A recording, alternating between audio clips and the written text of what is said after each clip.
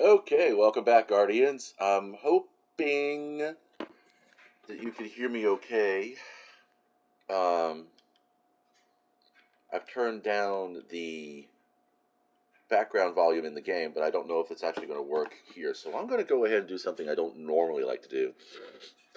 I am going to open up my own channel on my desktop device.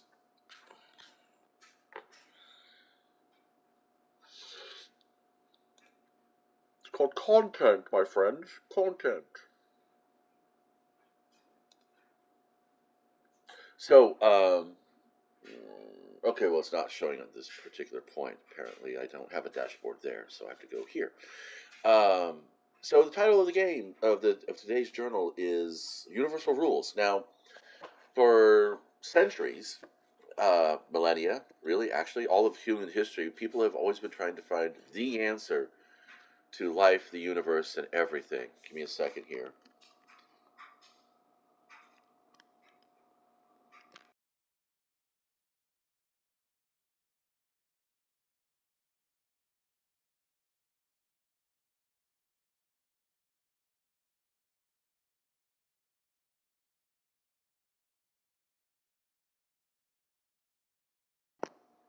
All right, I'm going to do a testing. 1, 2, 3, testing.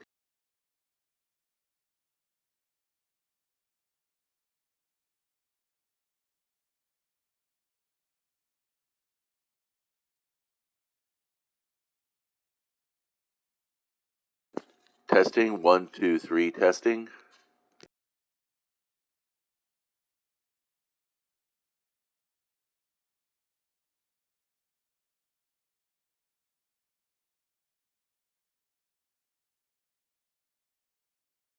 All right. Well, it seems that the microphone's picking myself up pretty good, but I don't think I can hear the laundry going off in the background.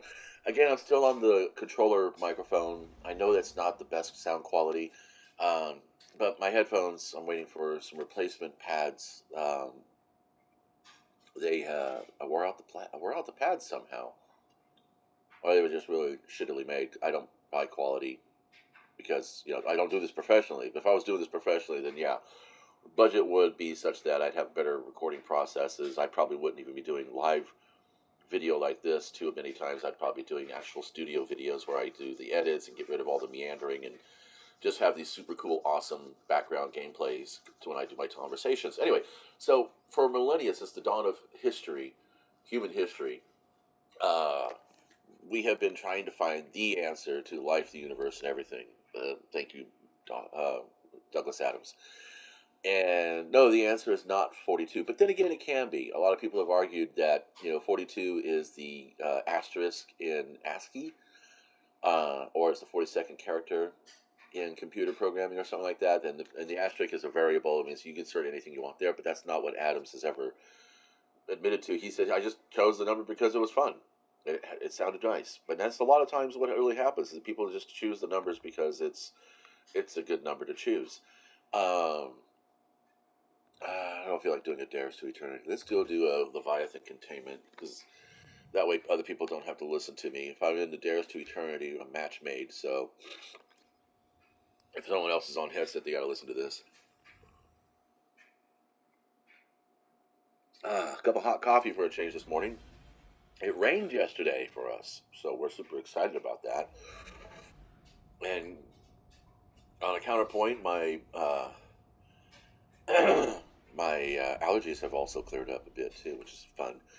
So anyway, yeah, universal rule. We're trying to find some kind of unifying theory of everything, and I've oftentimes said that just because things work at the macro level doesn't mean they're going to work at the micro or even the quantum level. That it's perfectly fine to have two sets of rules for those two things. What you want to find out, what you want to try to understand, are the set of rules that determine how those things interact with each other. In other words, how does the quantum interact with the macro, and vice versa?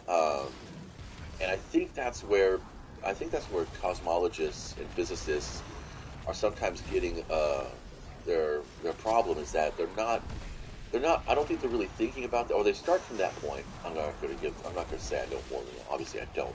But It's my thinking based upon the various forms of education that I've had, that in trying to find some kind of universal or unifying set of rules between two very different, really functioning models or environments, you want to find, you want to see where they connect, and then what governs that connection, what determines whether or not this particular rule is in place versus this particular rule. And it's a lot of it's a lot of thought, it's a lot of thinking.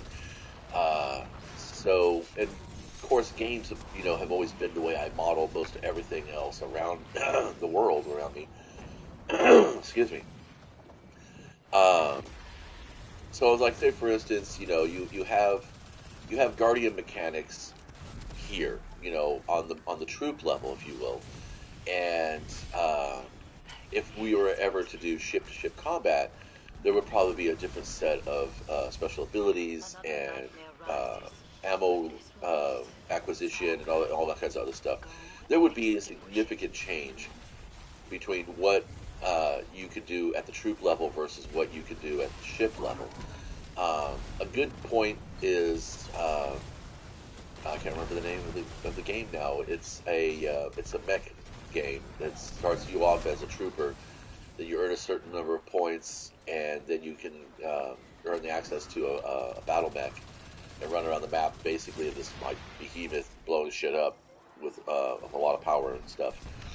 I wish I could remember that. Somebody talked about it again yesterday too, even, and I was like, "Oh, that's the name of that fucking game I was trying to reference yesterday's journal," and I couldn't fucking think of it. But anyway, um, Mobile Suit Battle Operation 2 is my most relevant contemporary example.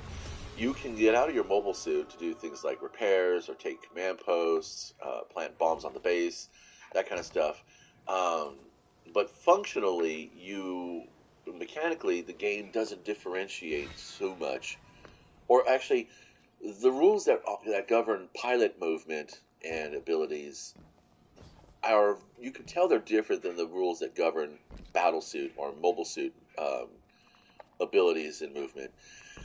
Uh, and I'm sure there's a code in there somewhere. For one thing, pilots don't have a cooldown after they do a roll dodge. You can literally roll dodge across the map if you wanted to. However, they are limited to just 4 items. You have a ballistic rifle, you have a ballistic missile launcher, um, or heavy weapon, and then you have like this shock grenade, and then you have, when I say shock grenade, I'm talking like a real shock flashbang grenade. It's meant to disable other pilots. It has no effect on mobile suits. Your rifle and your grenade have no effect on mobile suits, and then you have a repair gun or repair torch that you use on your actual battle suit when you want to repair it, or you can use it on an ally's battle suit, which I have many times done. When we're like, it's like a small team tactics. We bunker up and we just sit there repairing each other's battle suits while the enemy gets bored and eventually rushes, and then we blow their fucking asses up. But in any case, so the only thing that actually can affect any kind of damage to a mobile suit at the pilot level is the bazooka.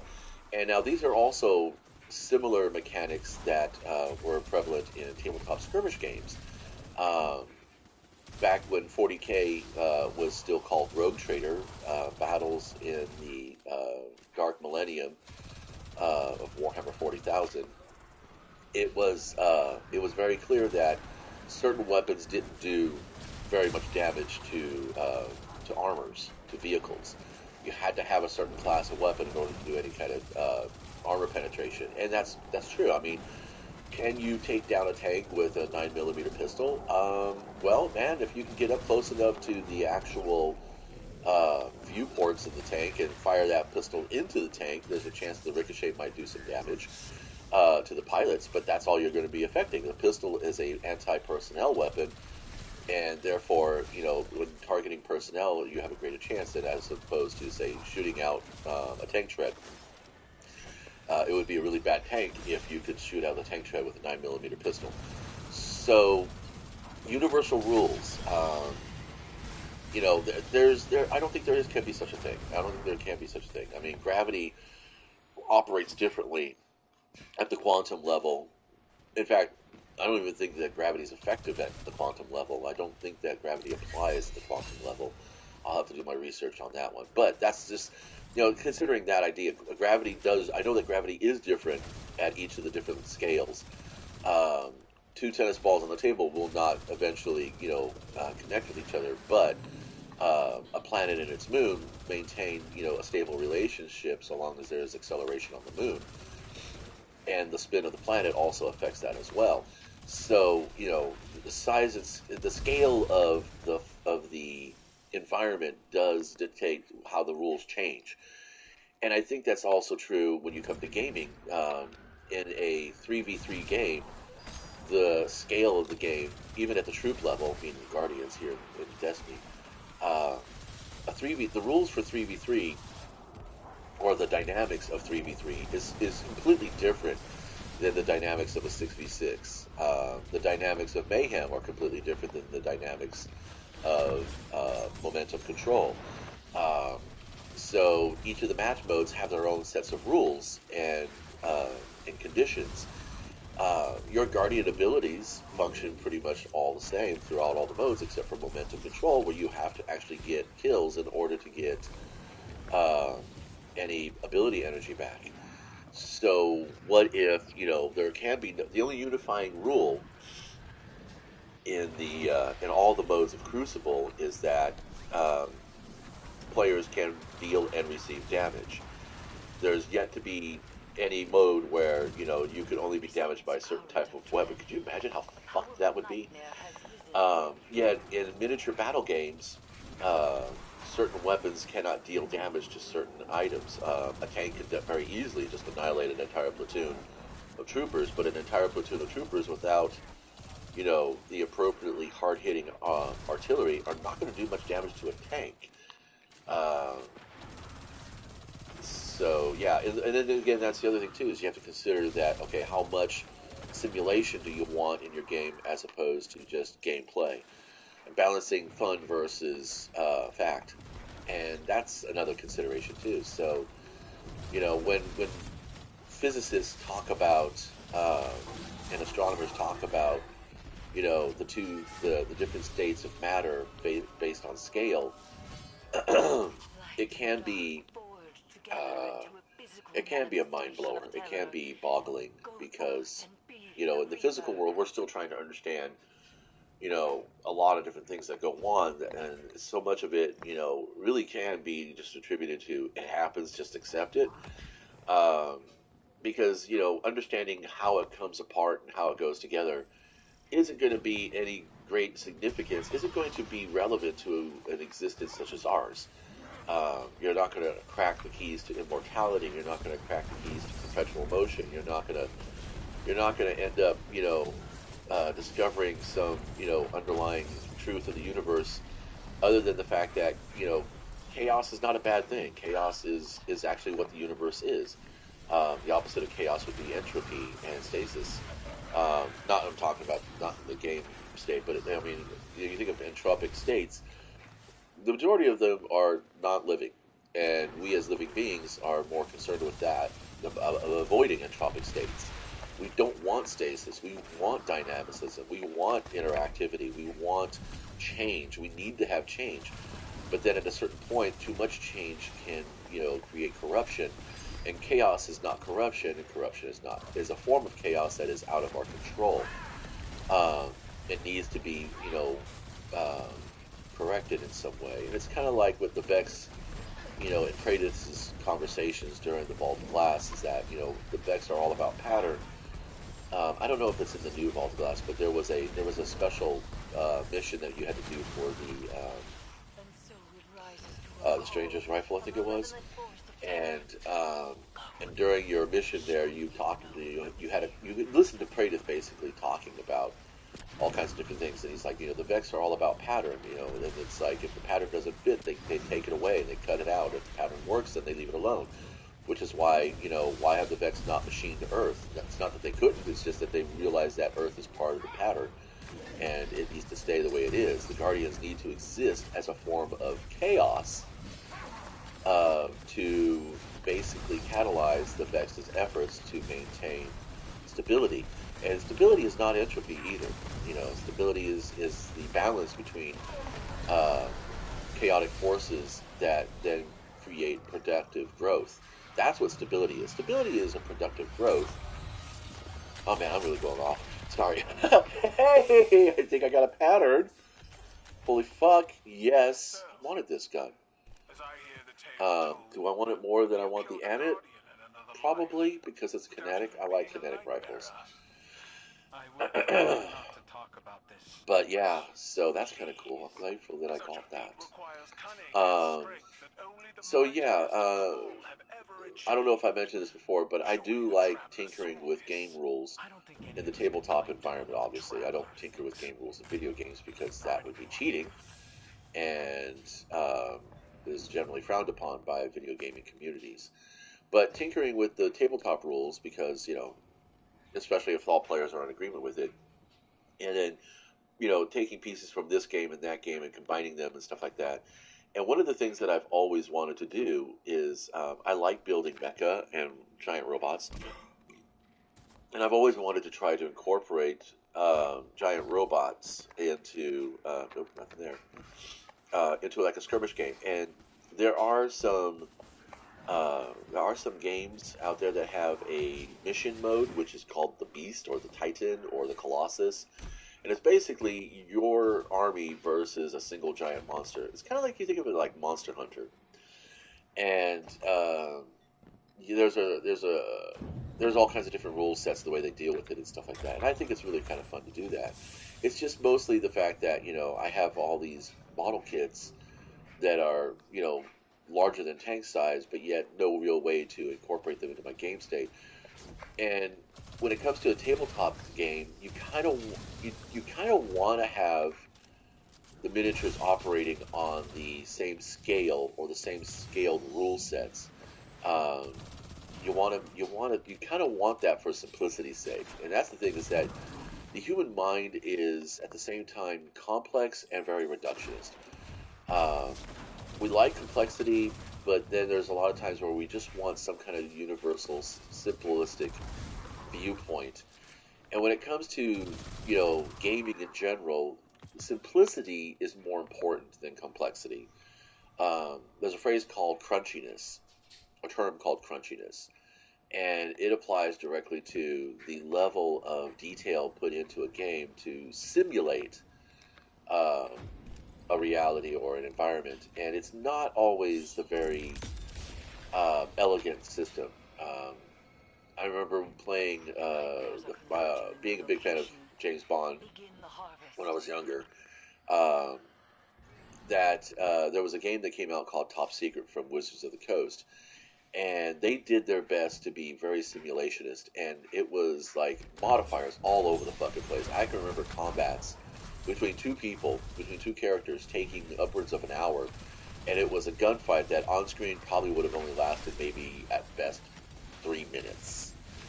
And one of my goals of tabletop gaming was that I wanted to have that cinematic pacing. I wanted to have the thrill of quick and decisive combats and things like that, but I didn't want to forego the crunch to so many points. And so you had to make some concessions. And when you're thinking about gameplay, tabletop versus role-playing games, or tabletop versus video gaming, the rules in video gaming are very rigid, and they're very well thought out, hopefully, and designed to be such a point that you don't even notice them so much. You don't notice the mechanics. A good game design is one that you don't notice the mechanics, and you can adapt and feel the mechanics. You don't have to go through a 2-hour tutorial or pre-game campaign mode, but Destiny makes you do that. Every time I make a new character, regardless of how many times I've gone through the 2-hour opening, I go through that 2-hour opening, and I'm like, there's got to be a way to fucking say, hey, I already done this. Do I need to keep doing this? I don't really need to keep doing this, do I? Come on, please, stop it. And I know that they do it because they're trying to keep us from, making characters over and over and over for some seasonal benefit. But now I think that they've gotten a handle on how to restrict, spam building characters to the point where, you're like when the Dares to Eternity first came out, people were re-rolling characters so that they can get the battler that was their best roll, and then Bungie goes ahead and swaps up the perk pool. That's one way to fix that little diddly. Um, do I keep a Titan and a Warlock? No, I don't. Because I don't play Titans and I don't play Warlocks. I don't have the finesse and the timing for Warlocks, and I've played Titan all of Destiny 1, and I'm just bored with Titans. Um,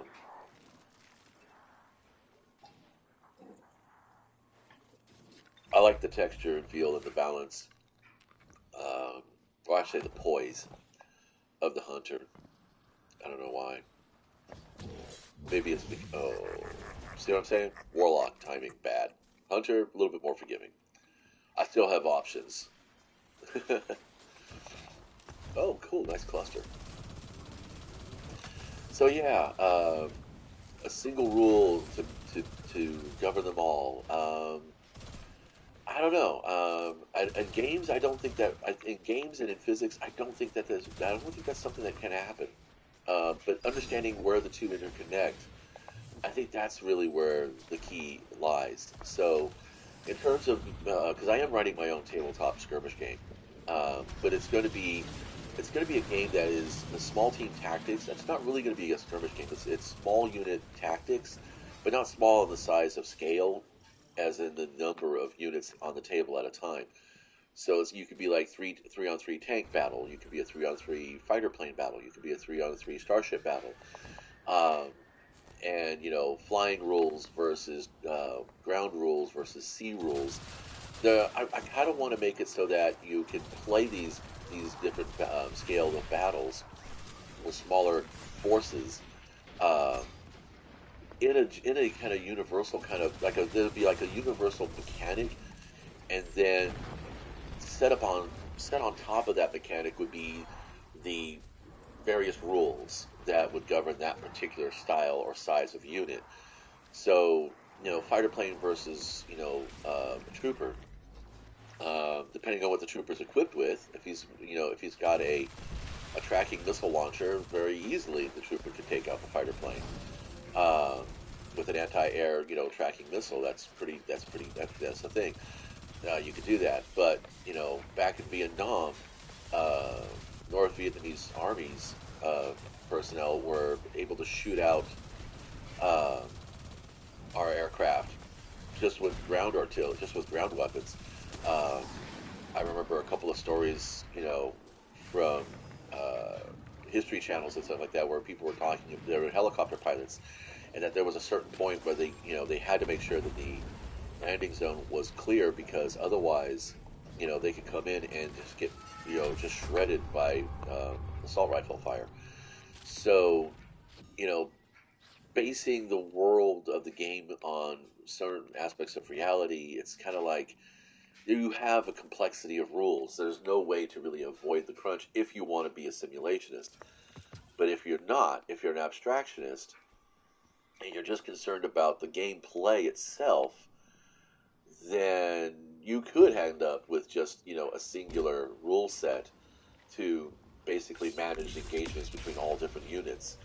Um, and I think that's kind of what kind of brings me back to Destiny, is that it's not it's not truly simulationist. In the real world, bullets don't. I mean, in the real world, if I shoot there, that's where the bullets are going to go. As opposed to in a console environment, I could shoot there, and my bullets may end up on the crit spot. That's not simulationist. That's very abstractionist. But it's about the gameplay itself. It's about the fantasy that you are a highly skilled or abilitied, um, a soldier of light, so to speak. Well, not so to speak, but actually. And you know, can a guardian take down a catch? Probably, with a lot of effort. Guardians attack land tanks, but we have paracausal, cosmic, magic that just kind of that is like, that literally could destroy buildings. Um, so yeah, I guess I don't know. Just kind of rubber ducking here about the whole situation. Like I said, I'm trying to come up with my own little set of rules that I can use. Um, because I have a few games, tabletop games. I have Space Weirdos and Five Parsecs from Home, and I've played Five Parsecs from Home, and I like the rule set, but it is very, very troop-based skirmish game. It's basically, think of the different firefights that you've seen in science fiction games, in science fiction stories like like uh, like Firefly, or like the boarding action of the Tantive Four, that kind of situation. That's what Five Parsecs from Home tries to emulate, and it is somewhat rules light, but the games are fast. Turns go by quickly because you are playing solo, so you don't have to wait for your opponent to sit there and agonize over the best possible strategies, because the opponent is run by a decision tree, which is, in my opinion, quite nice. I mean, you can make logical choices for the opponent as well. It's just kind of like playing chess by yourself. Um, but you're not ever going to like actually end up in a stalemate because there are times where the opponent can have random action. And I like that kind of situation because sometimes you can't get someone to stand there at the table with you for half an hour, 45 minutes to play a quick game. Um, so it's good, and that's the kind of thing I wanted to work on. Is I wanted to work on my own set of solo rules. I know that the simpler the rules are, the easier it is to have your opponents run by a decision tree or a flowchart. Um, they call it emulators, AI, that kind of thing, engines. Um, but yeah, so this whole concept of universal rules for different types of units interacting with each other. Yeah, 40K had a really good system for flyers in their game. You could still have a model of a flyer, which is, of course, that's what they make their money on, is selling models. Um, Warhammer 40,000 is all about selling models. It's not about selling rules. So it tried to be about selling rules, but that's just kind of turned a lot of people away. Uh, Except for those who are like super big deep fans. And then like right now, the current theme in the game is playing the Horus Heresy. People are really getting into that, and it's great because it's the whole point of the 40K universe game is that you're not fighting these battles in the 41st millennium. You're fighting them from a historical point. You're reenacting them, but with miniatures and shit. And it's like that's kind of a concept that's a little bit difficult for people to digest. So they always think of it. Always think of their action in game as being in real time, and it's not. It's you're playing the future history of the 41st millennium, and it's probably not even our actual Earth. I have the relic. No, it's easy. So thinking about, let me think. So yeah, flyers. I was talking about flyers. So in the game of 40K, um, if you had a heavy weapon that had the keyword flyer on it, then you could attack a flyer as it passed over the table. And that's what happened was is that flyers didn't stay on the table. They entered the board at one end and exited the board at another end, based upon their turning, and everything underneath their flight path was a target that they could then roll for at the end of the turn. And then, of course, uh, the opponent team could then go ahead and make attacks against the flyer if they were within range of that flight path. And it was kind of a process. It took longer than would actually in real life, in my opinion. Again, we're talking about something that happens over a matter of a handful of seconds. That's actually been stretched out to almost 10 minutes, 15 minutes at sometimes. And when you're playing competitively, yeah, there are going to be opponents that are going to deliberately bleed the clock on you.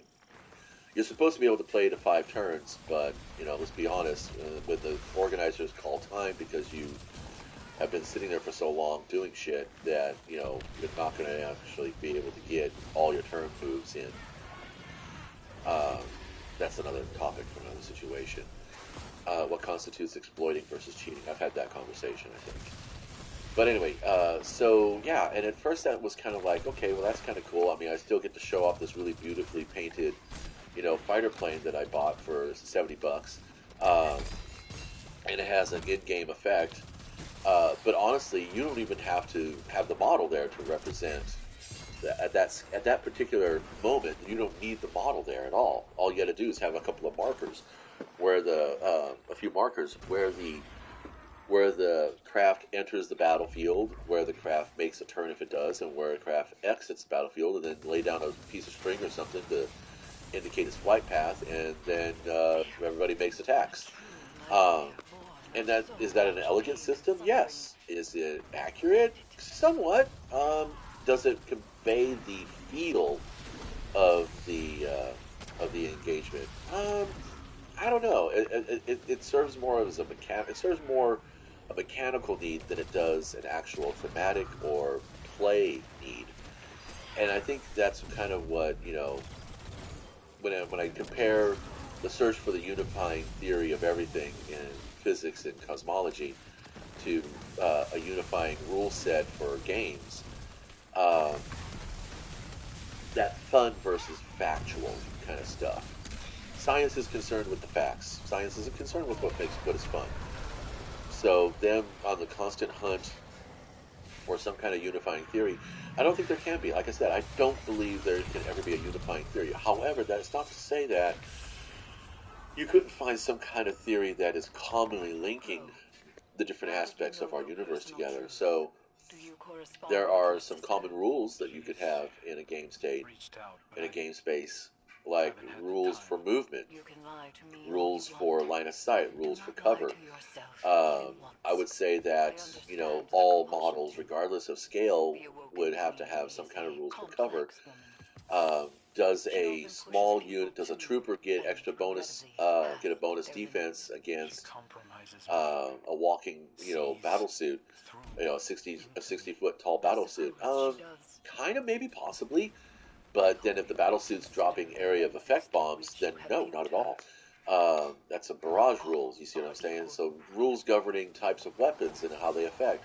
You cannot have a diverse game without some measure of crunch, and that complexity is what slows things down.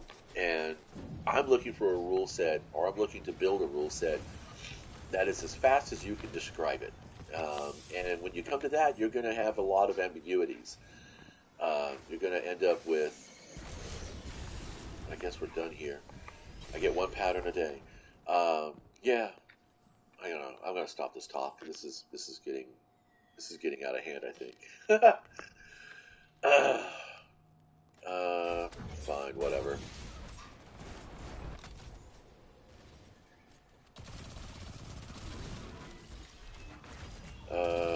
Lost my train of thought because I was thinking about what I want to do in the game here. So I want to. I live for those moments. Dude, just like face planted right there. Yeah, that was. Uh, and again, the physics the rules in this game that govern the mass of a cabal, I don't know if they're that much different than those that govern the mass of, say, a Guardian or an Elixni. I would imagine Elixni would probably weigh a lot less than Cabal did.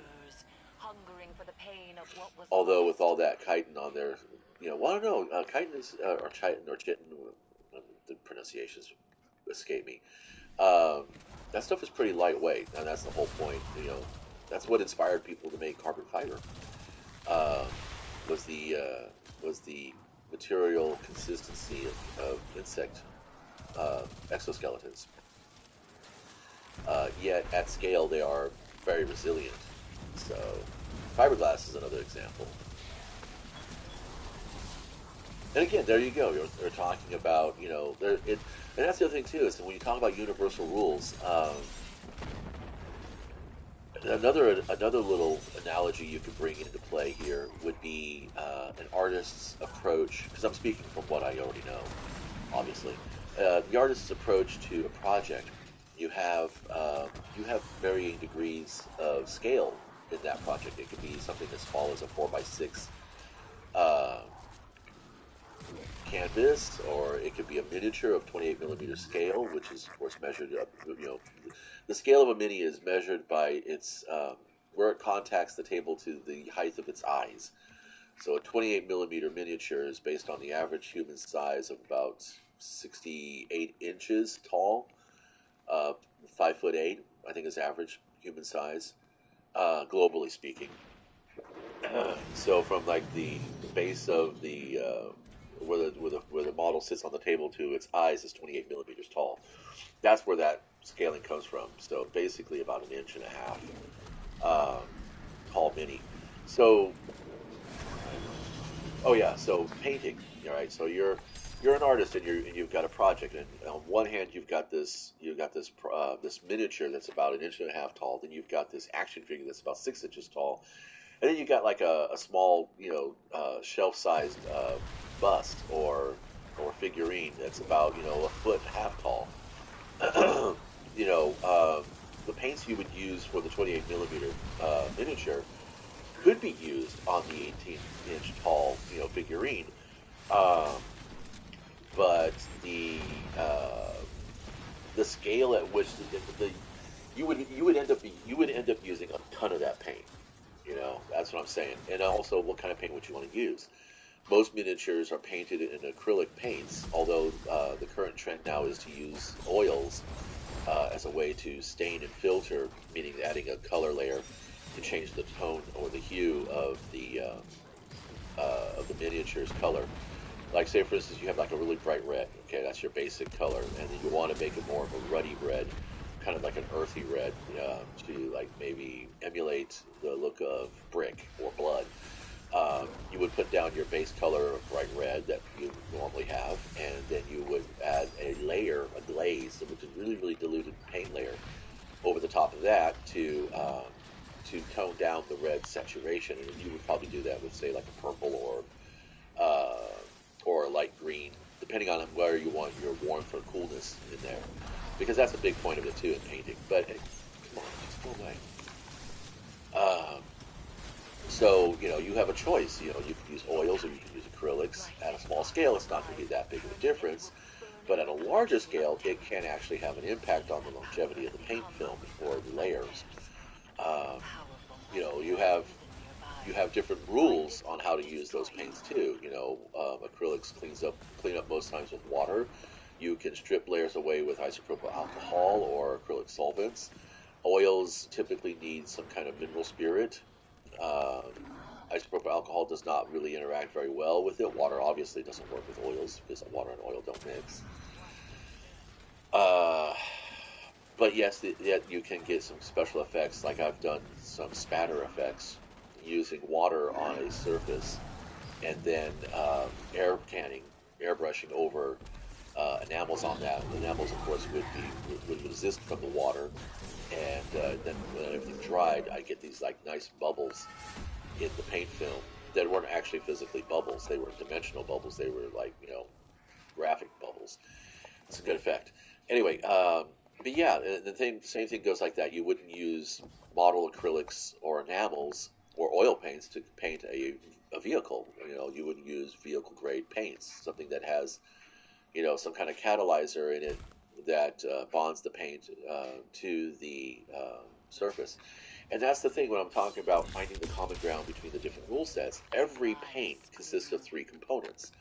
There's the pigment, which of course gives the color. There's the bonder, which does exactly what it says on the tin there. It bonds the pigment to the surface. And then there's the vehicle, or solvent, which suspends both bonder and pigment in a solution until such time as it's exposed to heat or air, and then it catalyzes or polymerizes um, to bond the pigment to the surface. So with automotive paints, they're baked on. It's an enamel that's baked on, so it's heat catalyzed. Whereas with acrylics and oils, it's a polymer, which means that as the vehicle evaporates or dissipates, the bonders start to form the polymer chains and incorporate the pigment, so it's all stuck together. It's the same difference between an alcohol marker and a permanent marker. permanent markers have a resin in them that is air catalyzing or polymerizing, uh, that bonds the ink, the pigment in the ink, to the paper or surface. If you're got a really good permanent marker, you can use it on ceramics, and it will wear off, but not as quickly as, say, a normal marker would. So understanding the rules that govern all paint, I think, is kind of what gamers, tabletop designers and video gamers are trying to do uh, in a game state, and also what physicists and cosmologists are trying to do with, trying to understand the common rules between the macro and the quantum and the micro. Um, I don't know. It's a thought experiment, isn't it? But it's something to do while I mindlessly grind away for patterns and containment levels, isn't it? That's the kind of crazy shit. Um, can't have these conversations with my clan or my fire team because, well, actually, no. There are a couple people in my contacts list on PlayStation that are tabletop gamers and would have some insights into scalability. Basically, what it comes down to is that I'm trying to figure out why it is Destiny has not had any jump ship battles yet. Why anything that involves vehicles is no bigger than a walker, a spider tank, or a land or a cabal tank kind of situation. Does Vex have a tank? I don't think I've ever seen a Vex tank. Hives have tanks, don't they? No, they don't have tanks. They have abominations. Interesting. I didn't really thought about that. You do get vehicle battles with the Scorn when you're on your pikes, and you used to have combined arms. Uh, there's the Drake you can get sometimes in the arms dealer mission. But again, I miss combined arms. That was a lot of fun. That was a good game mode. And that's exactly what, Warhammer 40,000 used to be about, too. It's, putting tanks and vehicles in the game is just crazy. Um, but then again, you're playing on a 4-foot by 6-foot table, and I'm thinking about game modes that can be played on a 3-by-3 space. So, yeah, different scales will have to be applied. Excuse me. But yeah, back to the idea of different rule sets. We're still playing this mode. Everything burns. Yeah.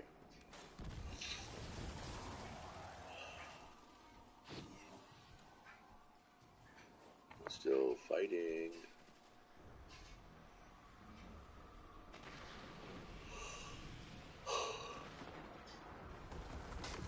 I guess that's kind of really all I wanted to talk about for right now.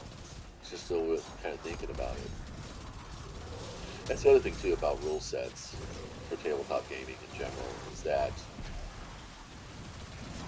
they're trying to incorporate the theme into the rule set, and I'm like, a lot of times that can cause confusion as well. It's like, why have a stat called speed for a phase called movement? I mean, it makes some sense. It does. But at the same time, it's kind of like, why not organize a unit's statistics based upon, you know, and because almost every tabletop tactical or skirmish game breaks things down by phases. You have a movement phase, you have a shooting phase, you have a close combat phase, you have a space magic phase, um, psychic forces or special abilities phase. Um, and then some skirmish games say that you could have, you could take these different actions, but these actions, they have different rule sets on them. It's like, you have in Warhammer 40,000, there's a morale phase, but you rolled the leadership. I'm like, well, why don't I just call it the morale stat? You have a combat phase, but then they do have a combat strength. so that's kind of cool. Um, their shooting phase does have a shooting stat. So that's kind of cool. Their movement phase does have a movement stat. That's kind of cool. 40K's rules are actually pretty well balanced and intuitive. But then at the same time, they get a little convoluted because you have all these different special abilities and things. A lot of playing pieces. But not much customization outside of what the model looks like.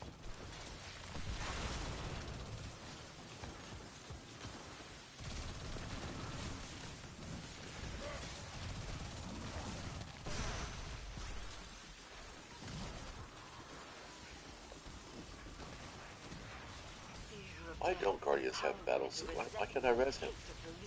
Come on. Like the rules that govern resurrection in this game. I mean, that's a key point for the Guardian abilities. That's a defining point for the Guardian is the resurrection. It's kind of like when the Drifter made that joke about the Scorn can come back to life. Does that make Guardians that unique? No, it doesn't. It's kind of it's kind of fun to have that kind of conversation. Ooh, orbs! I need orbs. Yeah.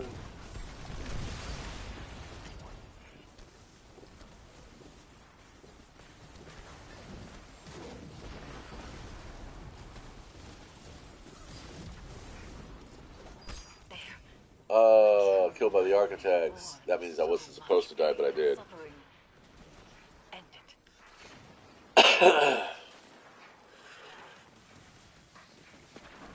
Taking a small break. Come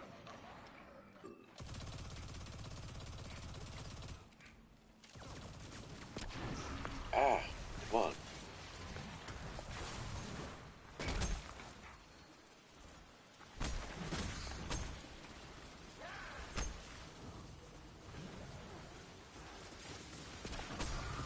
Did I pick up a bounty? I did, didn't I? Shit. That's what I thought. I was resurrecting the guy, but I was picking up this stupid bounty.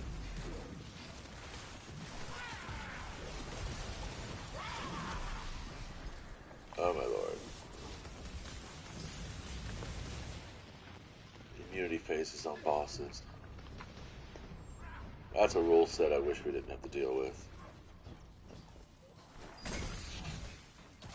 Like the inverted spire strike, I love that strike. You can basically one-shot that boss right there at the end if you have the right elements and everything else. And everybody's coordinated properly. I think that should be the reward. I think if you have a strong enough fire team, you should be rewarded with a quick and decisive battle. And that's kind of what I want to incorporate in my rule set for my tabletop gaming. So I don't care about balance. I don't want to care about balance because nobody goes into a balanced fight ever. You only pick a fight you think you're going to win. You don't pick a fight with, well, I got a 30% chance of winning this.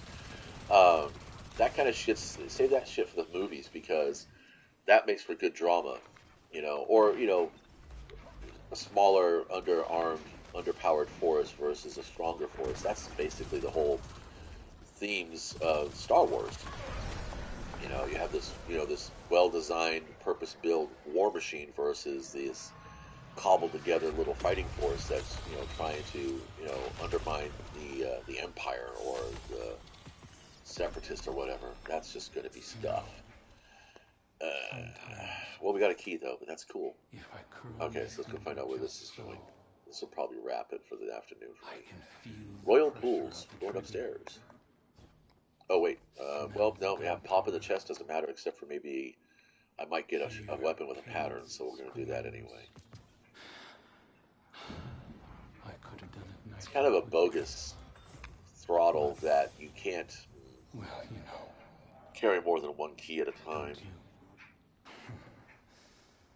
The way he laid there, reached out. Bungie's really big on slowing people down and gating everybody. Like those little shards were going to help him. I don't respond well to elitism and exclusionary tactics. I don't. I'm not that kind of customer. I don't feel good about a product if it's like limited run kind of stuff. It's like that just makes me feel unhappy that because I own it, somebody else doesn't. I'm like, well, if I find that person who really wants it now, I'm going to end up having to, either trade it to them or give it to them or sell it to them for a really low price because I don't feel that I don't think that's good commerce. The whole supply and demand thing, I think, is just kind of weak sauce.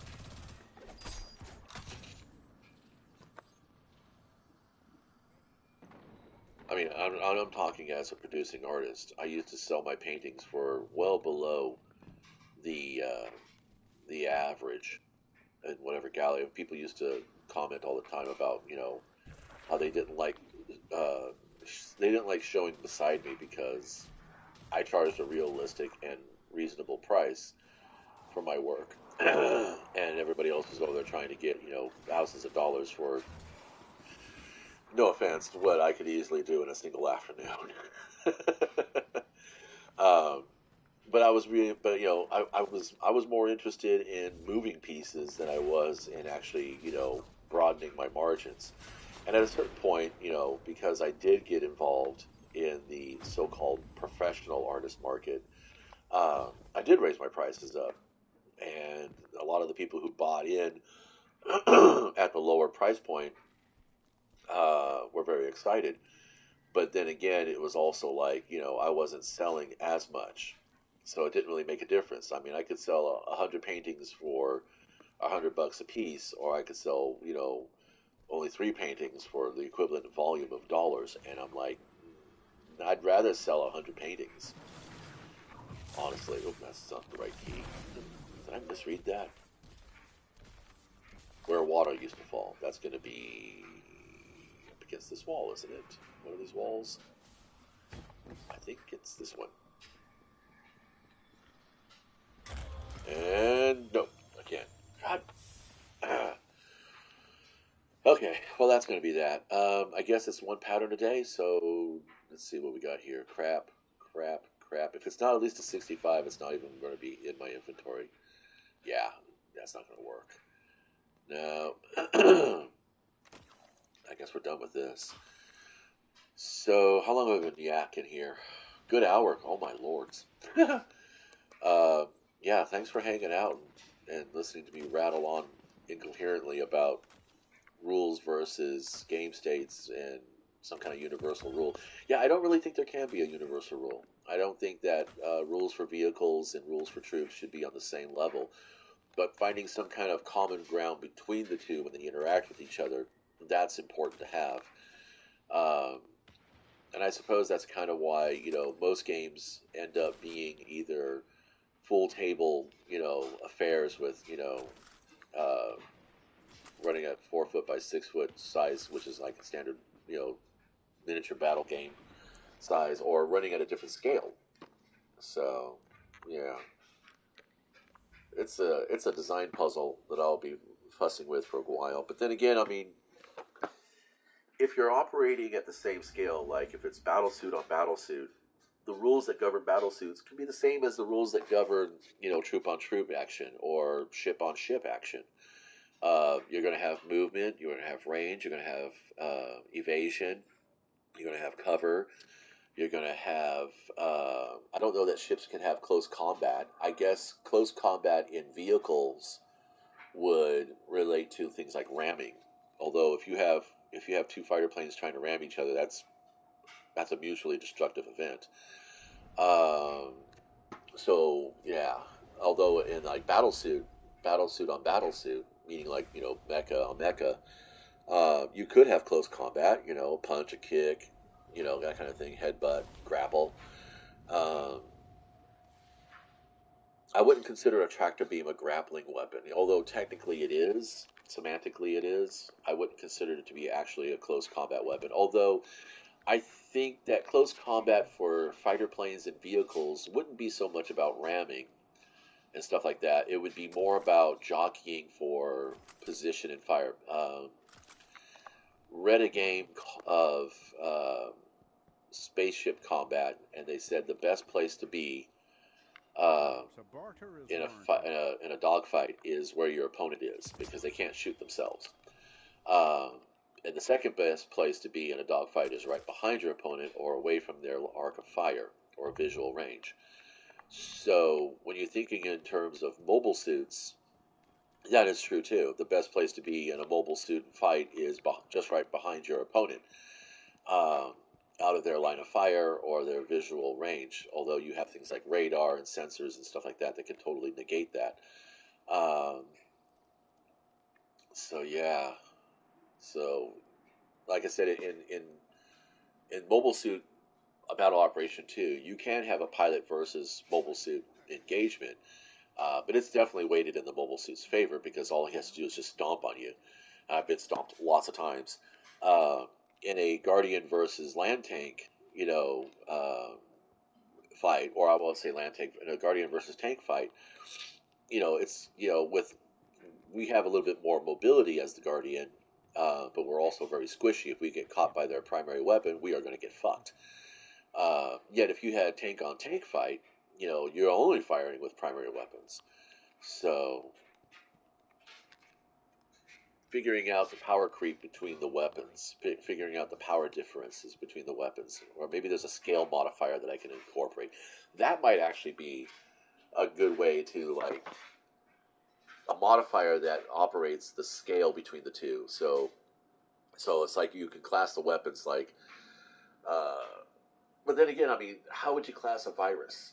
If we're thinking about scale in terms of size or in power outage, power output, if I were to have like say a weapon like the Telesto, no, like the Telesto, like the Wrist Runner, okay, that runs off of electrons. Um, I could scale that up. Size would actually increase the power outage, the power output. Yeah, that is a design puzzle to really kind of mule over in the head, rubber duck some more on that. I might come back to that. In the meantime, uh, let's see. Well, I'll grab some bounties. No, I don't really want to. I think I'm going to call it. That's been an hour. That's enough gameplay for the morning. Thanks for stopping by, listening to me rattle.